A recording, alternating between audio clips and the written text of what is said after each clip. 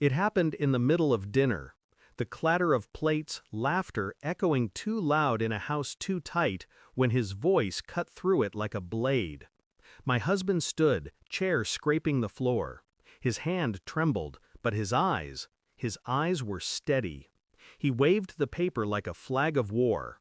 The DNA test shows she's not mine. The room froze. Forks halfway to mouths, breaths stalled. My daughter, our daughter, sat small at the table, her eyes wide and shining. I felt the ground shift, a sudden hollow beneath my ribs, but I didn't move. Then she turned. My little girl. She lifted her hand, pointed across the room, to another child, a cousin, a girl with the same eyes as my husband's sister. "Then did you test her DNA too?" she asked. The silence cracked. Gasps, whispers. My husband's face drained. I didn't breathe. The air itself held its breath. And in that stillness, I knew the night had only just begun to break me. The paper in his hand wasn't proof, it was a weapon. And he wielded it before them all, not to understand, but to humiliate. Not in private, not with questions, but with a performance. My skin burned, but I didn't move. His betrayal wasn't the paper, it was the stage, the performance, the cold calculation of it. I stared at him, steady, because if I spoke, I'd crack. If I cracked, I'd be guilty. But inside, my thoughts clawed at each other. Who had whispered in his ear? Who pushed him to test? And why her? Why now? My daughter's words haunted me, that quiet arrow she loosed without knowing. "Did you test her DNA too?" I looked at the girl in the corner. Her mother's hand gripped her shoulder too tightly. Her father looked away, his jaw tense. The fault lines weren't mine alone. They ran through this family like veins of rot. My husband's accusation had lit a match, and the cracks glowed. And beneath it, one thought circled, cold and relentless. If he doubted once, he'd doubt again. Trust was already dead. The days after blurred into a silent, suffocating fog. He didn't speak to me, not directly, only clipped words to our daughter or heavy footsteps down the hall. But I didn't confront him. I couldn't, not yet. Instead, I moved quietly, the clinic envelope folded deep in my purse. The second test I had requested. My own hand had signed the request, my own breath steady as I sealed the swab inside. Waiting was its own form of violence. Every moment stretched thin, vibrating with tension. I watched him at night, scrolling through his phone, his lips pressed tight, looking for something to confirm the story he wanted to believe. And I wondered, was this about her paternity or about me? Was this his excuse, his way out, his cover for something else?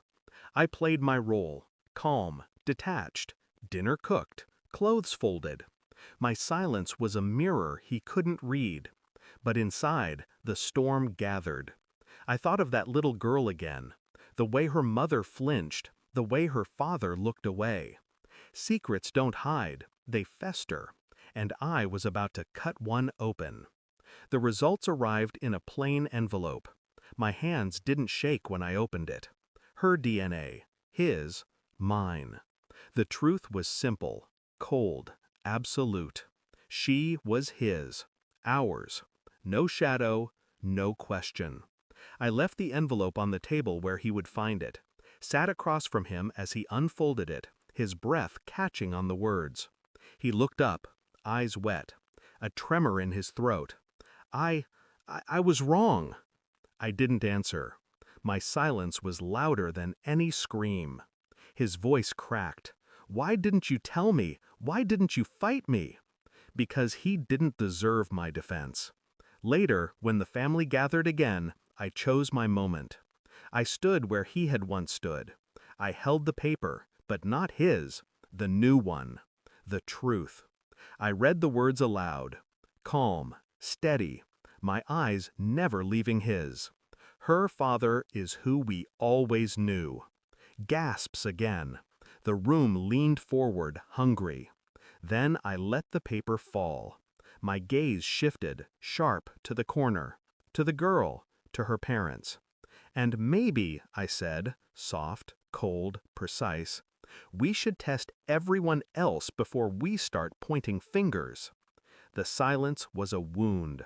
Her mother's grip tightened, her father's face cracked. And my husband? He broke twice.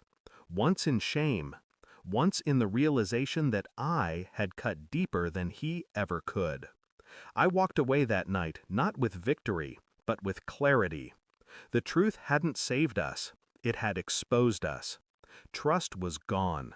His betrayal wasn't in doubting, it was in doubting publicly, in turning my child into spectacle. That wound would never close. But I had left my mark. Calm, sharp, final. He wanted to shame me. I dismantled him instead. And when I closed the door behind me, I realized I didn't feel sorrow. I felt nothing at all. Thanks for watching. Don't forget to like, share, and comment. Subscribe now to Cheating Stories Insight World for more amazing stories.